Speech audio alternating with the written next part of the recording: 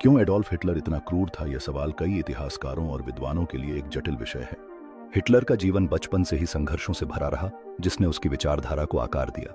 उसकी युद्ध नीति और आक्रामकता ने उसे असीमित शक्ति के लिए प्रेरित किया, जो उसकी क्रूरता में योगदान दिया। उसकी नीतियों ने लाखों लोगों के जीवन को प्रभावित किया, जिससे अनगिनत यातनाएं और मृत्युएं हुईं। हिटलर की क्रूरता न केवल उसकी विचारधारा में थी, बल्कि उस दौरान के सामाजिक और आर्थिक हालातों से भी प्रेरित थी। उसकी विचारधारा ने नफरत और विभाजन को बढ़ावा दिया, जिससे मानवता के लिए गंभीर परिणाम हुए। उसकी सत्ता के चलते जो अत्याचार हुए, उन्होंने इतिहास में एक काला अध्याय लिखा है, जिसे कभी भी भुलाया नहीं जा सकता। हिटलर की क्रूरता ने न केवल उसकी सत्ता को स्थायी बनाया, बल्कि एक पीढ़ी को मानसिक और शारीरिक रूप से प्रभावित किया। इसलिए हिटलर की क्रूरता एक चेतावनी है, जो हमें याद दिलाती है कि नफरत और असहिष्णुता का क्या परिणाम हो सकता है। इसकी कहानी हमें यह सिखाती है कि शक्ति का दुरुपयोग कैसे मानवता को नष्ट कर सकता है। हिटलर की विरासत न केवल उसके द्वारा किए गए अपराधों के कारण है, बल्कि यह भी कि उसने कैसे समाज को विभाजित किया और घृणा का संचार किया।